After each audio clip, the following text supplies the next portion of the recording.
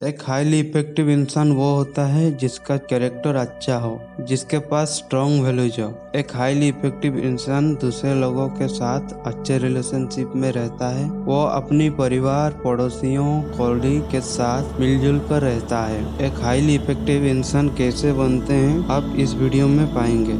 जब आपको कैरेक्टर अच्छा होता है तो लोग आपसे नजदीकियां बढ़ाना चाहते हैं। ये बुक कैरेक्टर इंप्रूव करने में आपको मदद करेगा। चलिए दोस्तों, वीडियो को शुरू करते हैं। हैबिट 1, प्रोएक्टिव बने। हमारे आसपास जो हो रहा है हम उससे बदल नहीं सकते, पर हम उस इवेंट से कैसे रिएक्ट करते हैं वो बदल सकते हैं। प्रोएक्टिव बनने का मतलब है कि हमारे साथ जो भी हो रहा है हम उससे रिएक्ट नहीं करेंगे, यानी कि उससे अफेक्टेड नहीं होंगे। जब लोग हमारे बारे में बुरा बोलते हैं तो कमी हमारे अंदर नहीं होती है, बल्कि कमी उनके अंदर होती है। प्रोएक्टिव होने का मतलब यही है कि सिचुएशन कितना भी बुरी क्यों ना हो, आप उससे अफेक्टेड नहीं होंगे। एक प्रोएक्टिव इंसान बुरे से बुरे हालत में भी बगैर कोई कंप्लेन किए अपने काम करता रहेगा। प्रोएक्टिव का उल्टा रिएक्टिव होता है, और रिएक्टिव इंसान अपने एनवायरनमेंट से बहुत जल्द अफेक्टेड हो जाता है। अगर उनके साथ कुछ बुरा होता है तो वो भी बिगड़ जाते हैं। एक रिएक्टिव इंसान का मूड टीवी की तरह होता है, जिसका रिमोट कंट्रोल दुनिया के हाथों में होता है। जब भी कोई चाहे उस रिएक्टिव इंसान का मूड चेंज कर सकता है, लेकिन एक प्रोएक्टिव इंसान वो है जो अपने मूड का रिमोट कंट्रोल अपने हाथ में रखता है। एक प्रोएक्टिव इंसान को कोई फर्क नहीं पड़ता दूसरे इंसान उसके बारे में क्या सोचते हैं। Habit 2, begin with the and in the mind. आपका एक्शन आपका वैल्यू पर्पज से मैच होना चाहिए। आपका फाइनल गोल, आपका डेस्टिनेशन पता होना चाहिए, ताकि आप हर स्टेप में उसी की तरफ जाए। Begin with the and in the mind का मतलब है कि ये जानना कि आपके लिए सबसे ज्यादा वैल्यूएबल क्या है। अगर आप वो कर रहे हैं जो आपके गोल से मैच नहीं करता, तो आप एक इनइफेक्टिव इंसान बन रहे हैं। किसी भी काम को शुरू करने से पहले उसके ब्लूप्रिंट आपको दिमाग में होना चाहिए। ये सोचिए कि आपको सबसे पहले क्या करना चाहिए, और ये सोचिए कि आपको सबसे पहले क्या करना है, और आप ये शुरू कर लेना कि वो आपके वैल्यू के साथ फिट हो सके। अपनी वैल्यूज पर पूरे यकीन रखिए, ताकि लाइफ में जो भी प्रॉब्लम आए आप उन्हें अपने वैल्यू के साथ फेस कर सकें। हैबिट 3, सबसे पहले जरूरी चीजें करें। सबसे पहले जरूरी काम को करने का मतलब सिर्फ टाइम मैनेजमेंट नहीं है, वो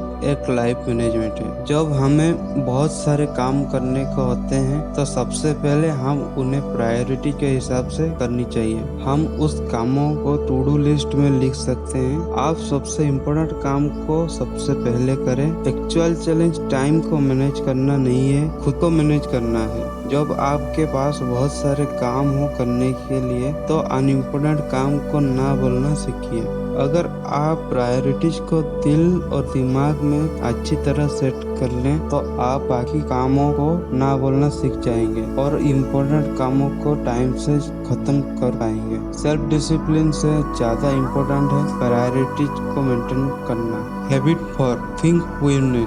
अगर कोई जीता और कोई हारता है तो इससे एक लंबा और मजबूत रिश्ता कभी बन नहीं पाता। चलिए इमेजिन कीजिए आप बॉस हैं और आपकी एम्प्लॉय के साथ डिसएग्रीमेंट हो जाता है। जाहिर सी बात है कि आपकी ही बात ऊपर रहेगी, क्योंकि आपकी एम्प्लॉय अपनी जॉब की वजह से वो चुप रहेंगे।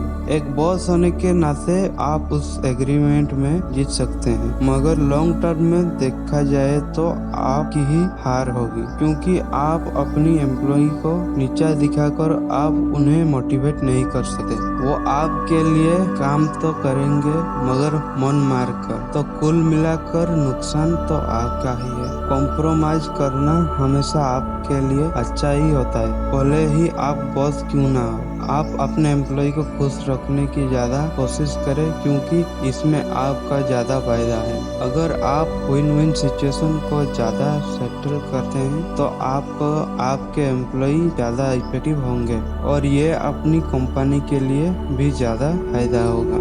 और साथ ही आपको लोगों को बार बार हायर करने का, उनको बार बार ट्रेन करने का जरूरत नहीं पड़ेगा। ये विन विन सिचुएशन को आप अपनी रिलेशनशिप में भी अप्लाई कर सकते हैं। हैबिट 5, पहले खुद दूसरों को समझने की कोशिश करें, फिर आप दूसरे से उम्मीद करें कि वो आपको बात को समझे। किसी की बात को सही ढंग से सुनने में हमें कोई ट्रेनिंग नहीं दी जाती है। किसी के साथ भी कम्युनिकेट करने का बेस्ट तरीका ये है कि पहले हम ये समझने की कोशिश करें कि वो कहना क्या चाहता है। गुड लिसनिंग वो होती है जब हमें खुद को दूसरे की सिचुएशन में रखकर उससे समझने की कोशिश करते हैं, तब जाकर समझ पाएंगे कि वो इंसान कहना क्या चाहता है। जब आप समझ पाएंगे कि वो इंसान असल में कैसा फील करता है, तब जाकर आप उससे बेस्ट एडवाइस दे पाएंगे या उनकी सच में कोई हेल्प कर पाएंगे।